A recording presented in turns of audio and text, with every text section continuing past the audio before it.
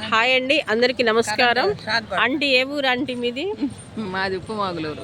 ఏం చేయబోతున్నారు అక్కడ దేవుడికి మీరు? మా వేణుగోపాల స్వామి గుడి ప్రతిష్ట 29 ఈ నెల ఏప్రిల్ 29. వేణుగోపాల స్వామి గుడి, చెన్నకేశ్వర స్వామి గుడి, బొడ్రాయి ప్రతిష్ట. అందరూ తప్పకుండా రావాలి. దేవదేవుని ప్రతిష్టకి అందరూ వచ్చి తీర్థ ప్రసాదాలు స్వీకరించి అందరూ వస్తున్నారు. మంత్రులు, ఎమ్మెల్యేలు అందరూ. మా చంద్రబాబు నాయుడు గారిని పిలవట్లేదు, మీ మంత్రులనే పిలుస్తున్నావా? మాది చెన్నూరులే, అందుకని చెన్నూరు బాబు గారు వస్తారు మీ ప్రేమతో పిలిస్తే. అందుకని గొట్టిపేట రవికుమార్ రవికుమార్ గారిని కార్డు ఇవ్వమనండి, బాబు గారు తప్పకుండా వస్తాడు.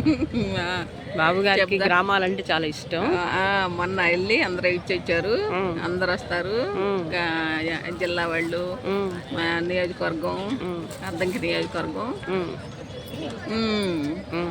అది అద్దంకి నియోజకవర్గాల ఆడపడుచు అనమాట. కోడలివా? అంతేగా, కోడలివి. ఓకే.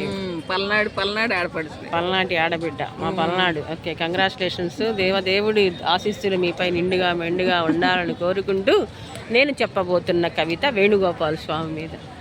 వేణుగోపాల స్వామిని పూజించగరండి, ఆ స్వామిని దర్శించగరండి, చెన్నకేశవుల స్వామిని చూడగరండి, ఆ స్వామి దీవెనలు పొందుతూ హాయిగా వర్ధిల్లండి. వేణుగోపాల స్వామిని పూజించిన వారు వేదభూమిలో వెలుగవుతారు. వేణుగోపాల స్వామి దీవెనలు పొందిన వారు వినయంతో అడుగులు వేసి ఇలా విశ్వంలో ఆదర్శమైన వనితలుగా వెలుగొందుతారు.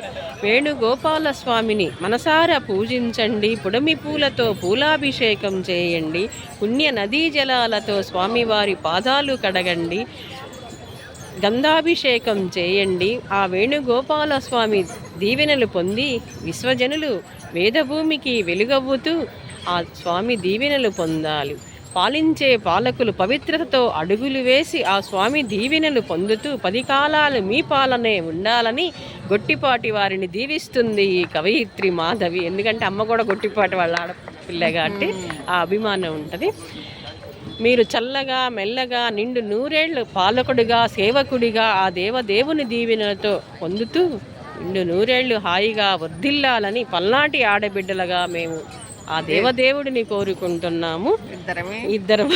ఈమెకు చాలా అభిమానం గొట్టిపాటి రవికుమార్ గారు అంటే పాపం చాలాసార్లు చెప్తుంది.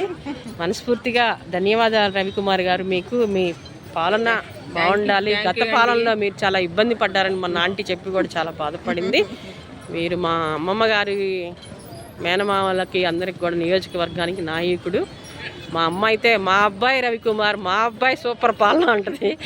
మా అమ్మకు అంత అభిమానం అని తెలియజేస్తూ మా పల్నాటి నాయకులు కూడా చల్లగా ఉండాలని, పల్నాడులో పెరిగిన మా పెమ్మసాని గారు కూడా నిండుగా మెండుగా భగవంతుడి దీవెనలు ఉండాలని కోరుకుంటూ ఈ చిన్న కవిత నేను అయోధ్య కాశీ వెళ్తాం వల్ల నేను రాలేకపోతున్నాను ఆంటీ.